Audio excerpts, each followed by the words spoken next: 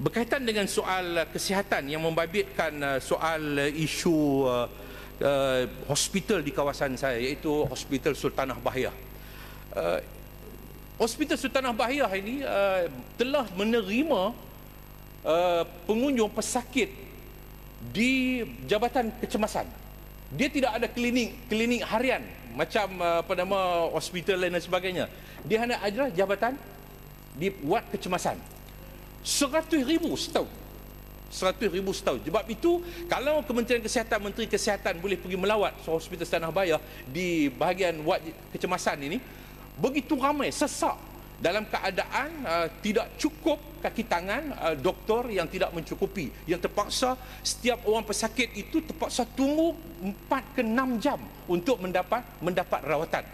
Ini disebabkan bila datang kes-kes kecemasan berat macam aksiden yang teruk dan sebagainya, maka doktor dan juga petugas-petugas ini terpaksa tumpu kepada mereka yang mengalami kemalangan yang begitu teruk. Sedangkan yang datang ke situ juga adalah terdiri daripada orang yang demam biasa, orang yang penyakit yang biasa, akibat daripada tidak ada klinik harian lain di dalam Hospital Sultanah Bahiyah. Yang ada ialah klinik pakar. Mereka ni tak boleh pergi ke klinik pakar kalau tidak direkomend oleh doktor di klinik biasa. Walaupun dalam kawasan saya itu ada satu klinik pusat kesihatan di Langgang, tetapi orang tak pergi ke pusat kesihatan. Saya pun tak tahu pasal apa. Tapi saya ada bertanya kepada lembaga pelawat Hospital Sultanah Bahiyah, antaranya mereka sebut bahawa orang tidak begitu yakin kepada pusat kesihatan walaupun ada doktor. Walaupun ada doktor di pusat kesihatan, apatah lagi kepada klinik Satu Malaysia.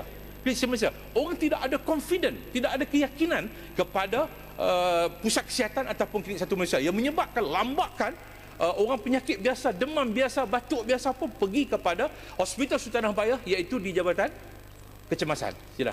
Terima kasih Pokok Senah. Yang Berhormat. Ya, sila. Terima kasih Datuk Seri Speaker.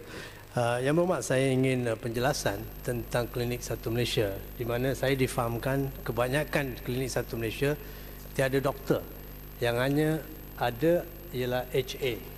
HA adalah Hospital Assistant yang mempunyai pengalaman yang luas tetapi tidak melayakkan dirinya sebagai seorang doktor. Oleh sebab itu, dia tidak boleh memberi antibiotik dan beberapa ubat-ubat yang diklasifikasikan. Saya ingin Yang Berhormat Menteri menjelaskan betul ke keadaan ini sedang berlaku dalam Hospital Klinik Satu Malaysia. Yang Berhormat, terima kasih. Terima kasih Datuk Yang Bertuah. Saya minta ucapan kapa itu dijadikan sebahagian daripada ucapan saya. Dan saya setuju bahawa orang tidak confident, macam saya katakan tadi, ini disebut oleh lembaga pelawat Hospital Sultanah Bahiyah kepada saya, tidak confident di klinik Satu Malaysia, apatah lagi yang tak ada doktor. Yang ada doktor di pusat kesihatan pun orang tak confident. Padahal antara pusat kesihatan di Pekan Langgang dengan Hospital Sultanah Bahiyah itu hanya dalam 2 kilometer saja. 2 kilometer saja. Jadi tertumpus setahun sudah 114,000.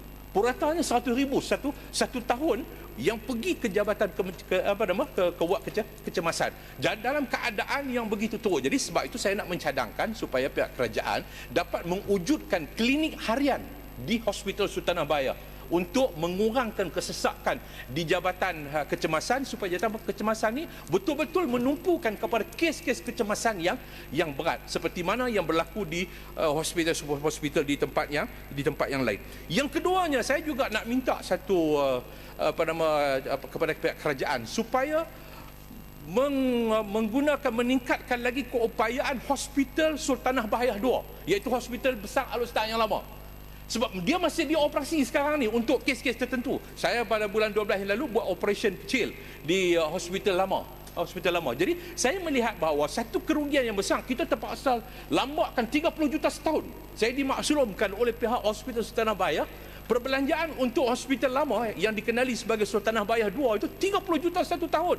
Jadi sepatutnya bagi saya, bila 30 juta satu tahun, dalam keadaan bangunan-bangunan lama yang masih ada itu yang harus diperbaiki, yang perlu dipertingkatkan dan kemudian boleh dimanfaatkan untuk dibuka semula secara yang lebih meluas, bukan hanya untuk kes-kes tertentu. Jadi saya mengharapkan supaya pihak kerajaan mempertimbangkan untuk membuka semula secara yang menyeluruh di hospital Sultanah Bayah 2 ataupun hospital besar lama di Alor Stang. Ini untuk mengurangkan kesesakan di hospital pada Sultanah Bayah yang ada sekarang ini. Ini harapan saya kepada pihak kerajaan, khususnya kepada pihak Kementerian Kesihatan.